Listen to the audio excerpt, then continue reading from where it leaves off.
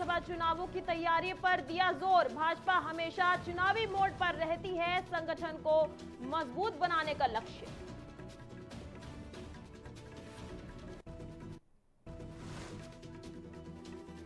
उत्तराखंड के सरकारी स्कूलों में कक्षा 3 और 6 के पाठ्यक्रम में बदलाव की तैयारी। एनसीईआरटी के प्रस्ताव के बाद ही पाठ्यक्रम में होंगे लागू नई शिक्षा नीति।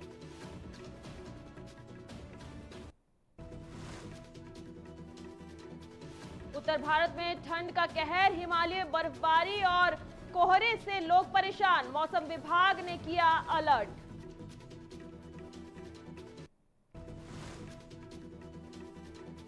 दो 2027 में प्रस्तावित कुंभ मेले की तैयारी तेजी से शुरू। हरिद्वार में हुई समीक्षा बैठक, सुरक्षा और व्यवस्थाओं पर की गई चर्चा।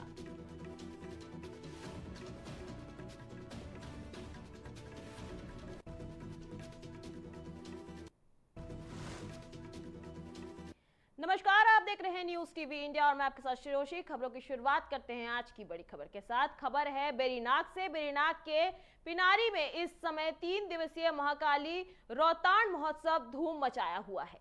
इस महोत्सव में प्रदेश के प्रसिद्ध कलाकारों द्वारा रंगारंग सांस्कृतिक कार्यक्रमों का आयोजन किया जा रहा है। वहीं स्थानीय कलाकार भी अपने शानदार प्रस्तुतियों से दर्शकों का दिल जीत रहे हैं। इधर महोत्सव का शुभारंभ स्थानीय विधायक फकीर राम टमटा ने किया। इस महोत्सव को देखने के लिए बड़ी संख्या में लोग यहां पहुंच रहे हैं। महोत्सव में देर रात सांस्कृतिक कार्यक्रमों का आयोजन किया जा रहा है, जिसमें लोकगीत, नृत्य और अन्य सांस्कृतिक प्रस्तुतियां शामिल हैं। वहीं महोत्सव आयोजन समिति के अध्यक्ष महेश पंत ने बताया कि इस महोत्सव का उद्देश्य लोक संस्कृति को बढ़ावा देना है। उन्होंने ये भी कहा कि यह आयोजन सरकार और स्थानीय लोगों के सहयोग से किया जा रहा है। इधर स्थानीय लोग और पर्यटक दोनों ही इस महोत्सव का भरपूर आनंद ले रहे हैं। इसका एक अच्छा और महत्वपूर्ण आयोजन के रूप में देखा जा रहा है। इस महोत्सव के जरिए हमारे लोक संस्कृति को एक नई पहचान मिल रही है।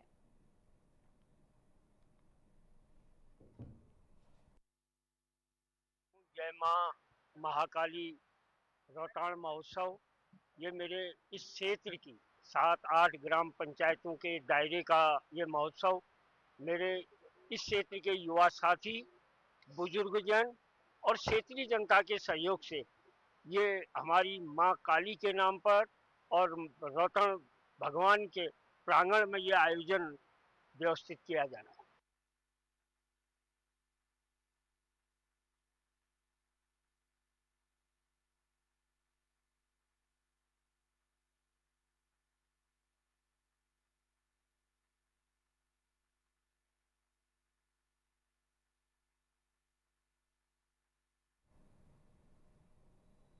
चलिए बढ़ते हैं अगली खबर की ओर। अगली खबर है राजपुर से। राजपुर से भारतीय जनता पार्टी के विधायक खजान दास ने आगामी विधानसभा चुनावों की तैयारियों पर जोर देते हुए एक महत्वपूर्ण बयान दिया है। विधायक ने कहा कि भारतीय जनता पार्टी हमेशा चुनावी मोड पे रहती है, चाहे चुनाव छोटा हो या बड़ा, इसका कोई फर्क नहीं पड़ता। भाजपा हमेशा अपने संगठन को मजबूत और सक्रिय बनाए रखने का काम करती है। खजान दास ने बताया कि उनकी पार्टी अपने कार्यकर्ताओं को हमेशा विश्वास में रखती है और उन्हें हर स्तर पर प्रेरित करती है, ताकि वे अपनी पूरी ताकत के साथ चुनावी मैदान में उतर सके। उन्होंने कहा कि भाजपा के कार्यकर्ता संगठन के हर स्तर पर, यानी मंडल अध्यक्ष से लेकर जिला अध्यक्ष और बूथ अध्यक्ष तक लगातार सजग और तेज धार बनाए रखें। विधायक ने यह भी कहा कि पार्टी के सभी कार्यकर्ताओं को यह स्पष्ट निर्देश दिए गए हैं कि कांग्रेस पार्टी जिस तरह से तीव्र प्रहार कर रही है, उसका मुंह तोड़ जवाब देना चाहिए। खजान दास ने यह विश्वास जताया कि भाजपा अपनी मजबूत रणनीति और कार्यकर्ताओं की मेहनत के साथ आगामी विधानसभा चुनाव में सफलता हासिल करेगी। इसके साथ ही उन्होंने कहा कि भाजपा अपने संगठनात्मक ढांचे को और भी मजबूत करेगी और हर बूथ स्तर पर कार्यकर्ताओं को सक्रिय कर चुनावी माहौल को और भी सजीव बनाएगी।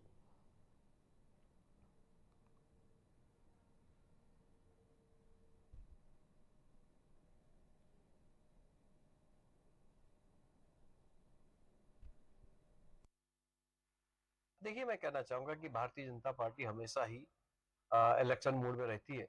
इलेक्शन छोटा हो बड़ा हो, कब हो क्या हो, इसके कोई न परवाह करते हुए अपने संगठन को तीव्र धार देने का काम करते हैं और इसीलिए भारतीय जनता पार्टी लगातार अपने कार्यकर्ताओं पे विश्वास करते हैं, उनको तेज धार देने का काम करती है। और आजकल भी पूरी तरह से कार्यकर्ताओं को और अपने मंडल अध्यक्ष से लेकर के, जिला अध्यक्ष से लेकर के, तमाम बूथ अध्यक्ष से लेकर के सबको ये कहा गया है कि बिल्कुल सजग मूड में रहें और कांग्रेस जिस तरह की प्रहार कर रही है उसका तीव्र जवाब दे। और हम ये चाहते हैं कि आने वाला समय जो है चुनाव वर्ष का भी है और साथ साथ में कार्यकर्ता को एक्टिव करना भारतीय जनता पार्टी का नैतिक कर्तव्य है। चलिए खबरों में आगे बढ़ते हैं और बात करते हैं उत्तराखंड के सरकारी स्कूलों की। उत्तराखंड के सरकारी स्कूलों में इस बार कक्षा 3 और 6 के पाठ्यक्रम में बदलाव किया जाएगा। एनसीईआरटी ने इस बदलाव का प्रस्ताव भेजा है और एनसीईआरटी की मंजूरी के बाद ही यह बदलाव लागू होगा। यह बदलाव नई शिक्षा नीति 2020 के तहत किया जा रहा है। आपको बता दें कि इस नई शिक्षा नीति को उत्तराखंड में सबसे पहले लागू किया गया था। अब इसी नीति के अनुरूप कक्षा 3 और कक्षा 6 में बदलाव की शुरुआत की जा रही है। पहले चरण में इन दो कक्षाओं के लर्निंग आउटकम और पाठ्य पुस्तकों में बदलाव किया जा रहा है। कक्षा 6 के पाठ्यक्रम में खास तौर पर व्यावसायिक कौशल और गतिविधि आधारित शिक्षा को जोड़ा जा रहा है, जिससे छात्रों को स्कूल में पढ़ाई के साथ साथ कौशल और जीवन क्षमता भी विकसित हो सके। इसके साथ ही इन किताबों में उत्तराखंड के स्थानीय परिवेश, संस्कृति और महान व्यक्तियों से जुड़े अध्याय भी शामिल किए जाने का प्रस्ताव है। इधर उत्तराखंड में निःशुल्क किताबों की आपूर्ति एक बड़ी चुनौती रही है। शिक्षा विभाग ने अब किताबों के प्रकाशन और सप्लाई की प्रक्रिया को मंजूरी दे दी है ताकि छात्र समय पर अपनी किताबें प्राप्त कर सके। इस बात की पुष्टि एनसीईआरटी निदेशक वंदना ने की।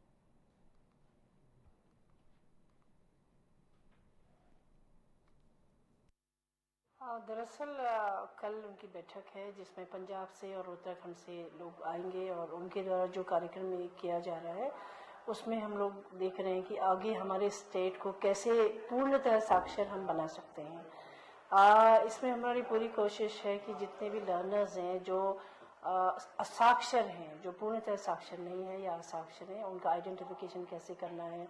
आज मैम से यही सारी बातें हुई हैं और किस तरीके से हम लोग मुख्य सचिव साहब के सहयोग से, डीएम साहिबान के सहयोग से, हम लोग अपने स्कूल एजुकेशन के सहयोग से कैसे हम अपने राज्य को पूर्णतः साक्षर बनाएं, इस पे हम लोग चर्चा की है और हम आगे आने वाले समय में हम इसको पूरा करने की कोशिश करें। चलिए खबरों में अब आगे बढ़ते हैं और अगली खबर है देहरादून से। और आपको बता दें कि उत्तराखंड में इन दिनों मौसम का हाल क्या होने वाला है। इन दिनों उत्तर भारत में ठंड का कहर देखने को मिल रहा है। उच्च हिमालय क्षेत्र में हो रही बर्फबारी और मैदानी इलाकों में छाए कोहरे के कारण लोग ठंड से ठिठुर रहे हैं।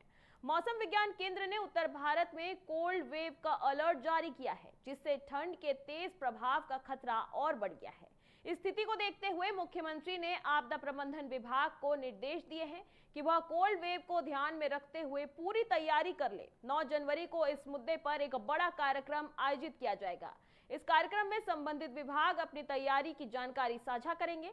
वहीं कार्यक्रम में मुख्यमंत्री शिरकत करेंगे और इसके बाद विभिन्न सेशंस में तैयारियों से संबंधित चर्चा की जाएगी। आपदा प्रबंधन परिषद के उपाध्यक्ष विनय लोहिला ने इस बारे में जानकारी देते हुए बताया कि इस कार्यक्रम के जरिए सभी विभाग अपनी तैयारी और आवश्यक कदमों की जानकारी देंगे ताकि आने वाले सर्दी से लोगों को ज्यादा परेशानी ना हो। यह आयोजन इस बार के कोल्ड वेव के मौसम को लेकर पूरी तरह से तैयारी सुनिश्चित करेगा। देखिए, आपको पता है कि माननीय मुख्यमंत्री द्वारा अभी विगत दिनों में निर्देश दिए गए थे कि अभी शीतकालीन प्रभाव अभी क्योंकि ठंड बढ़ती जा रही है उसका हम पे पूरे उत्तराखंड सहित पूरे उत्तर भारत में बढ़ने वाला है। उसी के परिप्रेक्ष्य में आपदा प्रबंधन विभाग द्वारा एक कोल्ड वेव 2025 की तैयारी की थी, जिसका आयोजन अभी 9 तारीख को प्रातः 9 बजे अपने सर्वे ऑफ इंडिया हाथीबढ़ कला के अंतर्गत किया जाएगा। इस कोल्ड वेव के अंतर्गत जो कार्यक्रम है उसमें समुचित रूप से अपना शीतलहर, बाढ़, मौक अभ्यास, हवाई यातायात सहायता के एसओपी का विमोचन भी किया जाएगा। एक वर्ष 2026 के कैलेंडर का विमोचन किया जाएगा और उसमें हमें जो वाहन जाएंगे कोल्ड वाक तैयारी के परिप्रेक्ष्य में उसे माननीय मुख्यमंत्री द्वारा फ्लैग ऑफ किया जाएगा। प्रथम सत्र में माननीय मुख्यमंत्री जी के संबोधन से प्रथम सत्र समाप्त होगा। द्वितीय सत्र जो तकनीकल सत्र होगा उसमें सभी विभाग अपना प्रेजेंटेशन कोल्ड वार के अंतर्गत रखेंगे, क्योंकि क्या तैयारियां है उसमें स्वास्थ्य है, सूचना सुरक्षा है, SDRF है, NDRF है, PWD है, कृषि उद्यान विभाग है, और इस कदर सभी विभागों का अपना प्रेजेंटेशन और तैयारियां होकर द्वितीय और तृतीय सत्र के अंतर्गत इसका समायोजन करते हुए कोल्ड वार के ऊपर आपदा प्रबंधन विभाग की संपूर्ण रूप से तैयारियों का संकलन किया जाएगा। और इस प्रकार से कोल्ड वार पर आपदा प्रबंधन विभाग द्वारा पूरी तैयारी की रखी है। कहाँ पे ठंड कितने दिनों में कितने प्रकार से ठंड बढ़ेगी, वहां पे हमारी समुचित व्यवस्थाएं क्या होनी चाहिए, बर्फ कितनी तेजी से बढ़ने वाली है, कहाँ क्या कितना नुकसान होने वाला है। एक वैज्ञानिक दृष्टिकोण से आपदा प्रबंधन विभाग ने अपनी बहुत व्यवहारिक तैयारी की है, जिसका उसमें पूरा निरीक्षण होगा उस समीक्षा के दौरान, और उसमें हमें आने वाले सभी अधिकारियों को भी दीक्षित शिक्षित किया जाएगा, ताकि वो भी अपने क्षेत्र में जाकर पूर्ण रूप से तैयारियों का जायजा लें और उसके हिसाब से आने वाली विपरीत परिस्थितियों के रूप में अपने आप को तैयार रखें। चलिए रुक करते हैं अगली खबर की ओर। अगली खबर है हरिद्वार से, जहां 2027 में प्रस्तावित कुंभ मेला की तैयारी अब पूरे रफ्तार से शुरू हो चुकी है। हरिद्वार में इस मेले की तैयारियों को लेकर प्रशासनिक गतिविधियां तेज हो गई हैं। आज दर्जा प्राप्त मंत्री विनय लोहिला की अध्यक्षता में हरिद्वार स्थित CR भवन में एक अहम समीक्षा बैठक आयोजित की गई। इस बैठक में कुंभ मेले के दौरान देश विदेश से आने वाले करोड़ों श्रद्धालुओं की सुविधाओं और व्यवस्थाओं पर गहन चर्चा की गई। बैठक में जिले के विभिन्न विभागों के वरिष्ठ अधिकारी शामिल हुए, जिन्होंने मिलकर मेले के आयोजन से जुड़े कई अहम पहलुओं पर विचार किया। वहीं सुरक्षा, यातायात, स्वास्थ्य, पेयजल, स्वच्छता और ठहराव जैसे मूलभूत सुविधाओं को और अधिक मजबूत बनाने पर भी मंथन किया गया। वहीं मंत्री विनय लोहिला ने अधिकारियों को निर्देश देते हुए कहा कि सभी विभागों को आपसी समन्वय के साथ काम करना होगा और एक समयबद्ध कार्य योजना तैयार करनी होगी।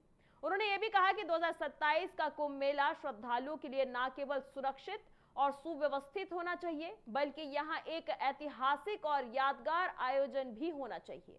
मंत्री लोहिला ने कहा कि कुंभ मेले के आयोजन के दौरान हर पहलू को ध्यान में रखते हुए उचित कदम उठाए जाएंगे, ताकि कोई भी श्रद्धालु किसी भी प्रकार की असुविधा का सामना ना करे। इसके साथ ही उन्होंने अधिकारियों से तेज और प्रभावी काम करने की उम्मीद जताई, ताकि मेले की सभी तैयारियां समय पर पूरी हो सके।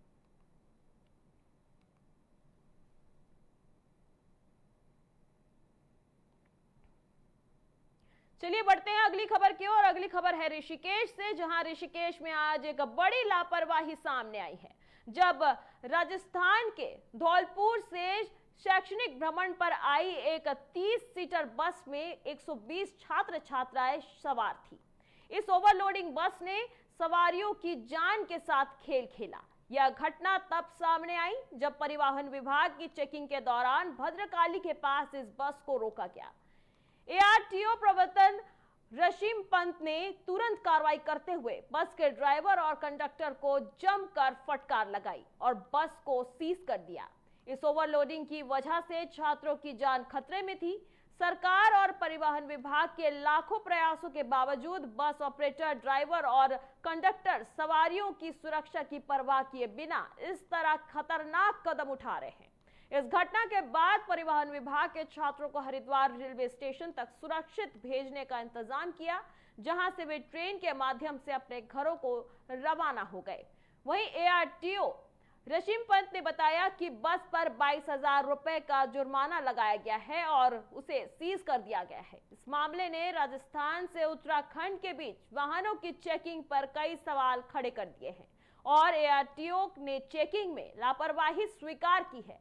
यह घटना एक बार फिर यह सवाल उठाती है कि जब तक ऐसे खतरनाक कदमों पर रोक नहीं लगती, तब तक सुरक्षा की चिंता बनी रहेगी।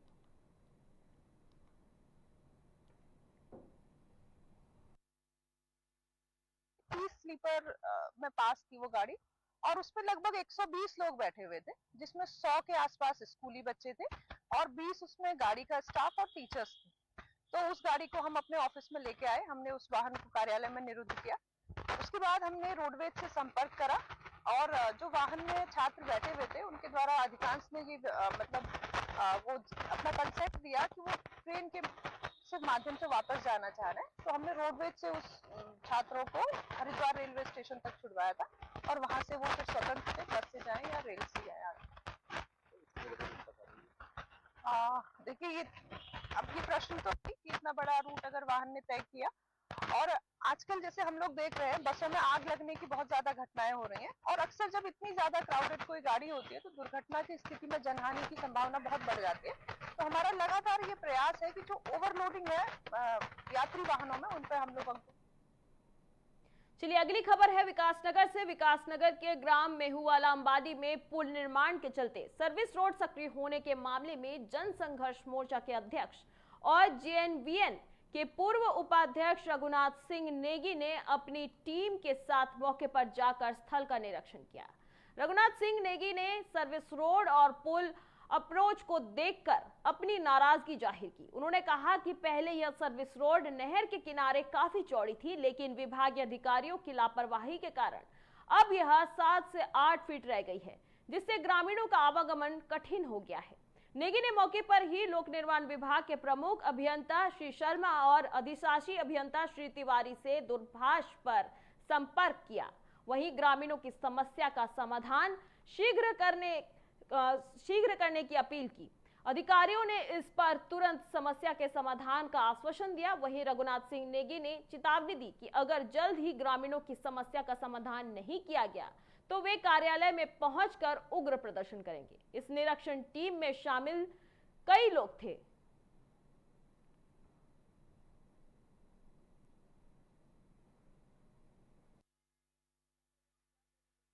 पुल बनाया है, मेवाला अंबाड़ी वाला पुल, इतनी गैर जिम्मेदारी से बनाया है। आप समझ सकते हैं जो सर्विस रोड है वो इतनी संकरी कर दी है। इसका जो कोना है जो मैंने अभी आपको दिखाया पूरा ये सारा का सारा बाधा बनने का कारण है। कहाँ 30-35 फीट की चौड़ी रोड और कहाँ 6-7 फीट इन्होंने जो उसमें एक जहाँ से कनेक्टिंग होगा वो बहुत पता नहीं क्या गैर जिम्मेदाराना अधिकारी क्या कर रहे हैं, क्या देख रहे हैं। और इस बात को लेकर के मेरी बहुत ज़्यादा नाराजगी भी है।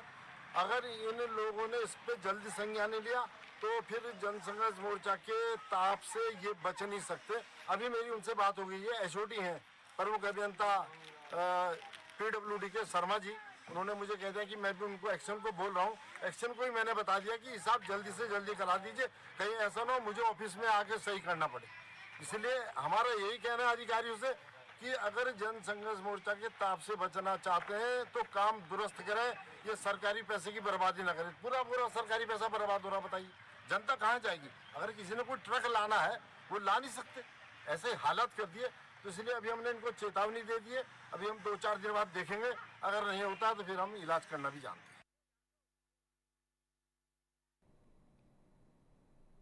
उत्तराखंड में चर्चित अंकिता भंडारी हत्याकांड अब फिर से सुर्खियों में है। 3 साल बाद यह मामला फिर से तूल पकड़ने लगा है, जहां एक और विपक्षी पार्टियां और सामाजिक संगठनों ने वीआईपी की गिरफ्तारी के लिए उग्र प्रदर्शन शुरू कर दिए हैं। वहीं अंकिता भंडारी के पिता वीरेंद्र भंडारी ने राज्य की जनता से एक भावुक अपील की है। वीरेंद्र भंडारी ने कहा कि वह 11 जनवरी को उत्तराखंड बंद करने की अपील कर रहे हैं ताकि उनकी बेटी को उचित न्याय मिल सके। उन्होंने जनता से अनुरोध करते हुए कहा कि अंकिता मेरी बेटी नहीं, आपकी बेटी है। आप सभी का समर्थन चाहिए ताकि वह न्याय पा सके। इसके साथ ही उन्होंने आरोप भी लगाया कि सरकार वीआईपी को बचाने की कोशिश कर रही है और भाजपा के लोग आरोपियों को बचा रहे हैं। देखिए।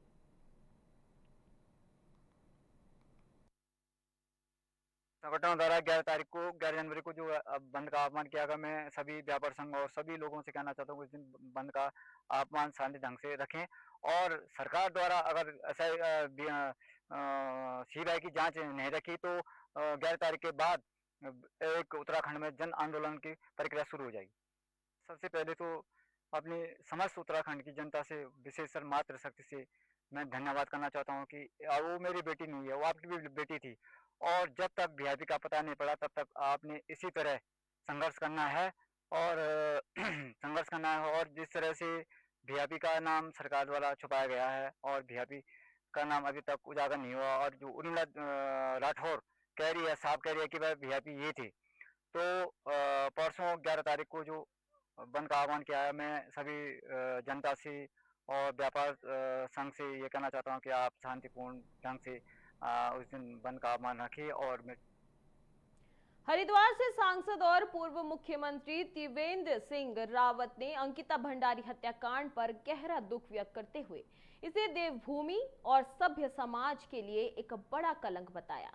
सोमवार को हरिद्वार में एक कार्यक्रम के दौरान पत्रकारों से बातचीत के क्रम में उन्होंने कहा कि इस संवेदनशील मुद्दे पर राजनीति नहीं होनी चाहिए, बल्कि न्याय सर्वोपरि होना चाहिए।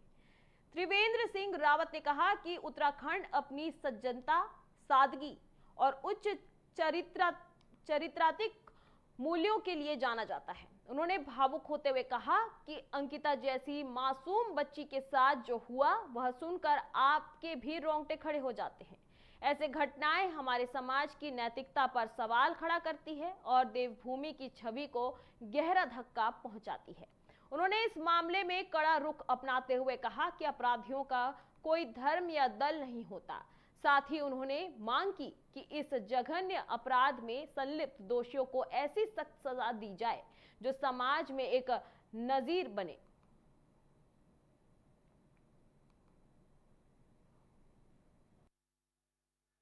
देखिए, एक तो मैं कहना चाहता हूं कि अंकिता के नाम पे राजनीति नहीं होना चाहिए, तो राजनीतिक विषय नहीं। एक बच्ची, उससे गलत तरह की डिमांड की गई, उसने इनकार किया और उसकी हत्या कर दी गई। ये किसी भी समाज के लिए, सभ्य समाज के लिए शर्मसार करने वाली घटना थी। फिर उत्तराखंड राज्य में जहां की एक विशेष पहचान है, एक सज्जनता की पहचान है, अच्छे लोगों की, चरित्रवान लोगों की देवभूमि इसको कहा जाता है, इस तरह की हमारी पहचान है। वहां पर इस तरह की घटना घटित होना तो और भी दुर्भाग्यपूर्णता। सच बात यह कि आज भी जब हम सोचते हैं, जब भी ये बात आप पूछते हैं, कोई जिक्र आता है, तो हृदय को जैसे चीरने जैसी ये घटना लगती है।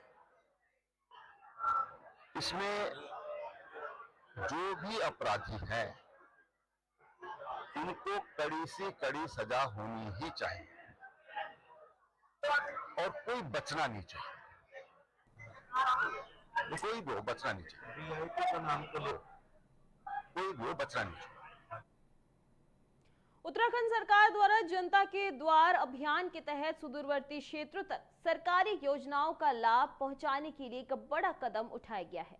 इस अभियान के तहत जनजातीय क्षेत्र चकराता विधानसभा के विकासखंड कलासी के पंजीटिलानी मिनी स्टेडियम में वृद्ध बहुउद्देश्य शिविर का आयोजन किया गया। इस शिविर में 1200 से अधिक ग्रामीणों को विभिन्न सरकारी सेवाओं का लाभ मिला। शिविर का उद्घाटन प्रभारी मंत्री सुबोध उनियाल ने किया।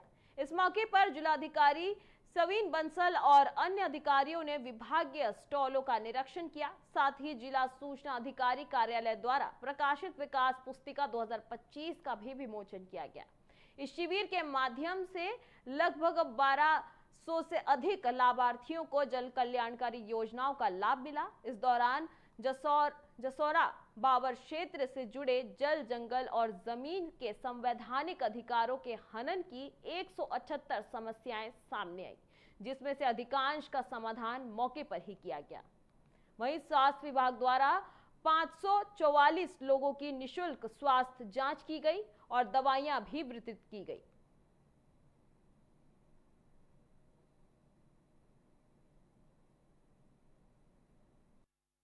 ये सेटलमेंट जो है, बंदोबस्त एक न्यायिक प्रक्रिया होती है और इसमें जो चीज न्यायिक प्रक्रिया के माध्यम से की जाए उसको न्यायिक प्रक्रिया से ही उसका समाधान। तो यहाँ के लोगों का डेमोग्राफी को लेकर बात की कि डेमोग्राफी बदल रही है और ये कहा कि हमारी जगह दे दी गई, तो जिलाधिकारी को उसमें निर्देश दिए गए कि जिलाधिकारी इस पूरे मामले की परीक्षण करके तत्काल शासन को रिपोर्ट प्रेषित करें ताकि शासन पर इसका परीक्षण कराया जा सके और इसका अंजाम निकाला जा सके। माफी की जब तक आपने बात की है, इस समय पे धन्यवाद देना चाहिए सरकार को कि काफी समय से माफी यहाँ पे नहीं दी जा रही थी। डीएफओ को सख्त निर्देश दिए गए तो माफी यहाँ पे शुरुआत हो गई है। कुछ जगह बाकी जो है वहाँ छपान की प्रक्रिया जारी है और छपान की प्रक्रिया पूरी होते हैं वहाँ पर भी माफी की लकड़ियां देना प्रारंभ कर दिया जाएगा। जैसे हमारा जो 45 डेज का एक कैंपेन मोड में कार्यक्रम चल रहा है, माननीय मुख्यमंत्री जी के निर्देश अनुसार उनका संकल्प है कि जो हमारे दूर दराज के क्षेत्र हैं, अंतिम छोर के हमारे व्यक्ति हैं, बच्चे हैं, महिलाएं हैं, जो हमारे हेडक्वार्टर्स हैं, हमारे जितने भी डिपार्टमेंटल स्कीम्स हैं, सब्सिडीज हैं, उनको एक्सेस करने में उनको कुछ डिफिकल्टीज ना हो, और इसीलिए सारे इसी तरह के एरियाज चयन किए गए हैं हमारे जन जन की सरकार जन जन के द्वार कार्यक्रम में। अब खबर नैनीताल से है, जहां भारत की राष्ट्रपति द्रौपदी मुर्मू ने संविधान में अपनी शक्तियों का उपयोग करते हुए उच्च न्यायालय के अधिवक्ता सिद्धार्थ शाह को 2 वर्ष के लिए अतिरिक्त न्यायाधीश नियुक्त किया है। यह आदेश आज भारत के अपर सचिव जगन्नाथ श्रीनिवासन के पत्र के माध्यम से जारी किया गया। इस आदेश के तहत अतिरिक्त सचिव प्रेमचंद द्वारा जारी पत्र में सिद्धार्थ शाह की नियुक्ति के संबंध में जानकारी दी गई।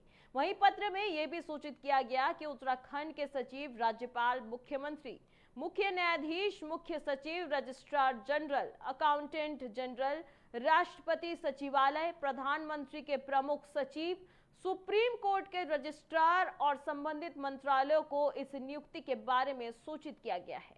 यह नियुक्ति भारतीय न्यायिक व्यवस्था में एक महत्वपूर्ण कदम है, जो न्याय की प्रक्रिया को और अधिक सशक्त बनाने में मदद करेगी।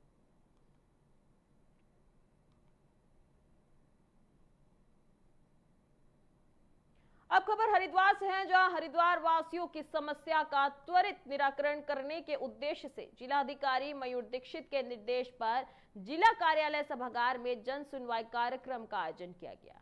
इस कार्यक्रम में विभिन्न विभागों के संबंधित लगभग 87 शिकायतें और समस्याएं दर्ज की गई, जिनके निस्तारीकरण के साथ संबंधित विभागों को तुरंत निर्देश जारी किए गए। वहीं जिलाधिकारी मयूर दीक्षित ने बताया कि जन सुनवाई में मुख्य रूप से अतिक्रमण, राशन व्यवस्था, बिजली बिलों और पेयजल से जुड़ी समस्याएं आई। उन्होंने सभी संबंधित विभागों को निर्देश दिए कि वे तत्काल मौके पर जाकर इन समस्याओं का समाधान करें। कुछ शिकायतें पुनः आई थी, जिनमें अधिकारियों को चेतावनी दी गई कि शिकायतकर्ता को दोबारा ना आना पड़े। इधर जिलाधिकारी ने यह भी कहा कि अगर कोई अधिकारी लापरवाही करता है तो उसके खिलाफ सख्त कार्रवाई की जाएगी। सोमवार की तरह आज भी जन सुनवाई हुई है और यहाँ पर अभी तक 87 शिकायतें हमें प्राप्त हुई हैं। जो मुख्यतः शिकायतें हैं वो कुछ अतिक्रमण को लेकर और राशन व्यवस्था को लेकर, कुछ जगह बिजली की बिलों आदि को लेकर है, और साथ ही पेयजल को लेकर भी कुछ जगह समस्याएं हैं, जिसमें संबंधित विभागों को आज ही मौके पर जाने के लिए और समस्या को निस्तारण करने के लिए डायरेक्शन दिया गया है। कुछ ऐसी शिकायतें हैं जो कि रिपीट हुई थी, उसमें संबंधित अधिकारियों को चेतावनी भी दी गई है कि ऐसे शिकायतकर्ता को दोबारा ना आना पड़े, तो निश्चित तौर पर इस बार उसको निस्तारित कर लें, और अगर कोई भी अधिकारी इसमें लापरवाही करते हैं तो उनको भी सख्त सजा। तो फिलहाल मेरे साथ इस बुलेटिन में इतना ही। आगे की देश दुनिया की तमाम खबरों के लिए आप देखते रहिए न्यूज़ टीवी इंडिया। नमस्कार।